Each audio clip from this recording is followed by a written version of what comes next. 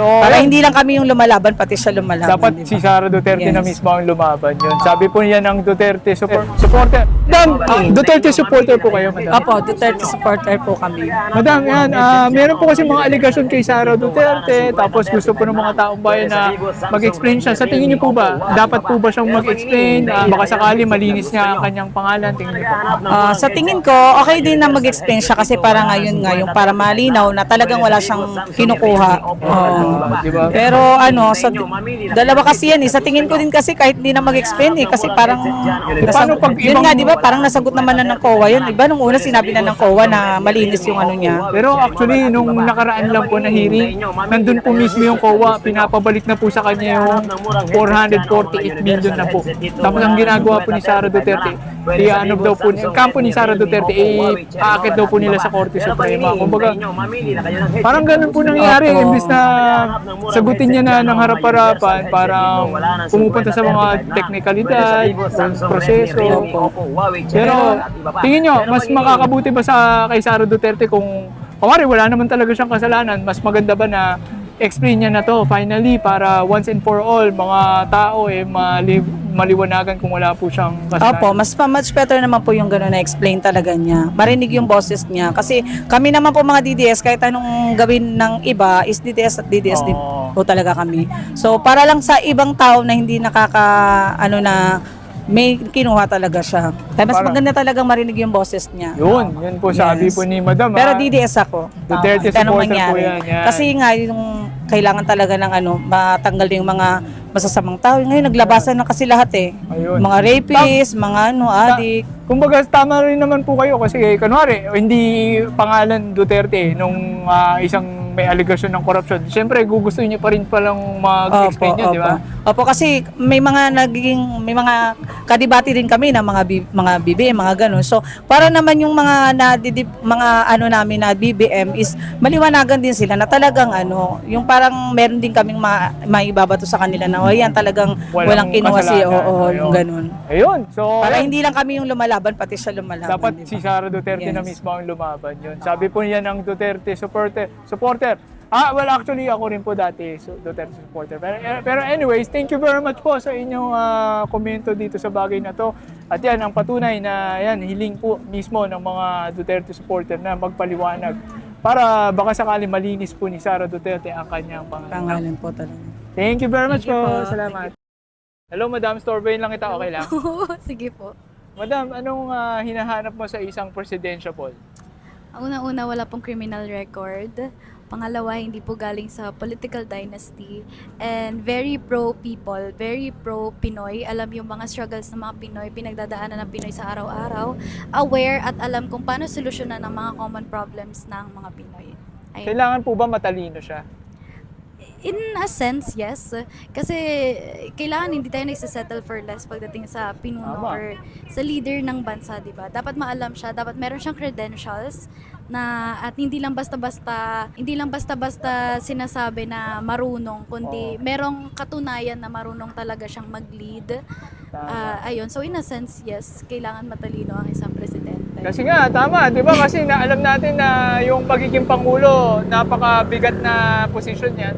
And Yes. then, di ba, yung mga simpleng, di ba, minimum wage na position nga sa Tama, company, ang di ba? taas-taas Ang ng mga taas ng hinihingi. Standards. Tapos, tama. Correct. Yung katangian na, kanwari, di ba, yung parang may saltik sa tingin mo. Wag na wala naman sana, no? Wala naman sanang saltik or yung magiging pinuno or magiging leader ng bansa natin. Pinakamahalaga lang yung yun nga, may kredibilidad at alam kung paano yung buhay ng mga Pilipino para alam niya din kung paano susolusyonan. Ayun. Walang bahid ng korupsyon. Walang bahid ng corruption, walang kahit anong criminal records, walang kahit anong dumi sa pangalan. Ayun ang Yun. deserve ng mga Pinoy na maging presidente. Napakagandang sinabi niyo po. Thank you very much po. Salamat. Hello sir, storeboy lang kita. Okay lang? Okay lang po. Sir, kasi meron pong mga pagdinig ngayon sa House of Representatives, sa Kongreso, tungkol sa mga binaabato kay Sara Duterte. Aware po ba kayo dito? Yes. Kasi meron pong 6.7 billion daw po na mga transactions pumasok sa bangko ni Sara Duterte pero ang diniklara lang niya sa kanyang salin, 88 million. Di ba? Ang laki ng diferensya, di ba? Opo, laki ng gap. Sa tingin mo, dapat ba niya may ipaliwanag ito? Syempre kung nasa public siya, no, nagsiserve siya sa mga people, kailangan na kailangan talaga. Logically speaking, kailangan siya transparent eh. Kasi kung nagsiserve ka ng people, kailangan transparent ka sa lahat ng pumapasok, lumalabas na pera mo. Kung sarili mong earned yun, so bakit tinatakpan mo, di ba? So sa madaling salita, kung wala ka namang maling ginagawa, bakit mo tinatago yung bagay na yun? Dapat hindi mo na kinakasuhan kung sinusukan nila. So, dapat maging transparent ka sa kung ano yung nilalaman talaga nun. Para magklaro rin sa mga tao. Kasi yung tao, syempre, nagugulan din yan. Hindi nila alam yung sistema.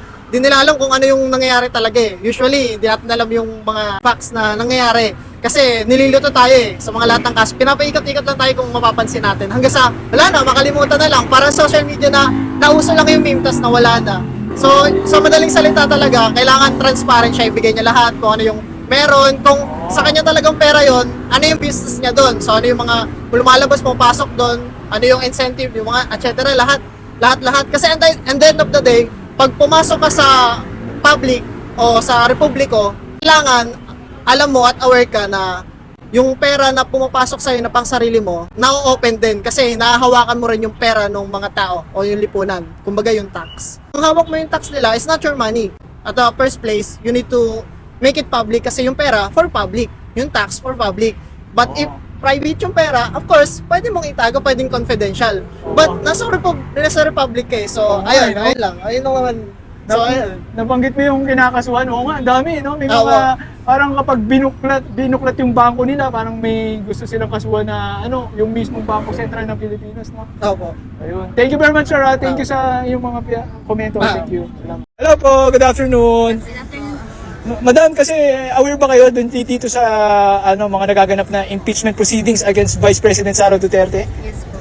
Madam, kasi may mga naglabasan ng ebidensya. Ang sabi po ng mga ebidensya, mismong sa AMLAC, umaabot sa 6.77 billion ang transactions ni Sara Duterte, which is malaking discrepancy sa dineclare lang nila na salin nila na worth 88 million pesos lang, no? Sa tingin niyo po ba, ano masasabi niyo dito? Unfair po kung tutuusin kasi kung normal citizen lang po yung ganon, kung nangyari mo sa kanila, ang bilis nilang makukulong. Pero kung tutulad nilang tutaas ng posisyon, parang papalagpas na lang kasi ganun sila, mayaman. Oo, kasi nga po, no, parang, kasi, parang anomalya, di ba? Ang laking anomalya na discrepancy dito sa mga dinideclare nila. Saan galing yun? Baka ninakaw sa kaban ng bayan, tama? Kasi as financial management student po kami, ang lagi po sa amin tinuturo is we need to be transparent, especially na pera ng bayan po kasi yun eh. So, we need to be transparent with our citizens.